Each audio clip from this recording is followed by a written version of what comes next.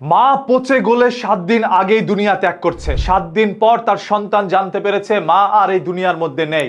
এর পরবর্তীতে পুরো সোশ্যাল মিডিয়া একরকম তোলপাড় সৃষ্টি হয়ে যায়, কারণ যেই মা এই দুনিয়া ত্যাগ করেছে সেই মা যেই ঘরের মধ্যে বসবাস করত সেই ঘরের অবস্থা কখনোই একটি ঘরের মতো নয়। এর চাইতে গরুর গোয়াল ঘরও আরো বেশি পরিষ্কার থাকে। এরকম একটি অপরিচ্ছন্ন স্থানের মধ্যে মাকে কিভাবে রাখলো, এ নিয়ে যখন সামাজিক যোগাযোগ মাধ্যমের মধ্যে মানুষ সমালোচনার তোলপাড় সৃষ্টি করে দেয়, পরবর্তীতে বাংলাদেশ সরকারও আবার বাবা মা ভরণ পোষণ আইন অনুযায়ী সেই মায়ের সন্তানদের প্রতি আইনীয় ব্যবস্থা নেবে এই ইঙ্গিত দিয়েছে।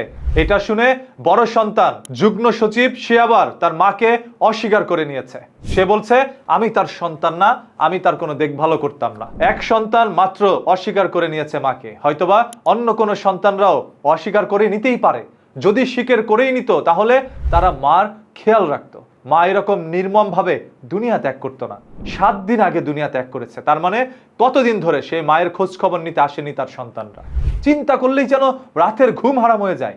যেই মা দুনিয়ার আলো দেখিয়েছে আপনাদেরকে, যেই মা আপনাদেরকে লেখাপড়া করে শিক্ষিত করেছে, মানুষ হিসাবে গড়ে তোলার জন্য বিদ্যালয়ের মধ্যে পাঠিয়েছিল, তবে সেই মা জানতো না আপনারা জ্ঞানী হতে পেরেছেন ঠিকই, তবে মানুষ হতে পারেন নাই। যদি আপনারা মানুষ হতেন তাহলে আজ আপনার মা যেমনই হোক না কেন মায়ের পাশে দাঁড়াতেন। 7 দিন আগে দুনিয়া ত্যাগ করার পর খোঁজ নিতে আসতেন না যে মা বেঁচে আছে নাকি মরে গিয়েছে। মা যে রুমের মধ্যে বসবাস করত সেখানে তেলাপোকা বসবাস করত মনে হয় 3 বার ভাবে যে এরকম নোংরা জায়গায় আমরা বসবাস করব, আমাদের তেলাপোকার ইজ্জত হরণ হতে পারে। সেইখানে তার মা কিভাবে বসবাস করলো? ওই ঘরে যদি একজন সুস্থ মানুষও থাকে, সে অসুস্থ হয়ে এই দুনিয়া ত্যাগ করবে, মারাত্মক রোগে আক্রান্ত হবে ওই ঘরের মধ্যে যদি কেউ একবার ঢোকে। সব থেকে অবাক করা বিষয় হচ্ছে মায়ের পাশের রুমে থাকতো তার মেয়ে, তবে ঈদ কেটে গিয়েছে, সেই ঈদের দিনও মায়ের খোঁজ খবর নিতে আসেনি তার মেয়ে। আমরা তো জানতাম মায়ের প্রতি মেয়েদের ভালোবাসা একটু বেশিই থাকে, সেইখানে মেয়ে কিভাবে পারলো মায়ের খোঁজ না নিয়ে ঈদ কাটাতে? আরে যে ঈদের দিন এই মা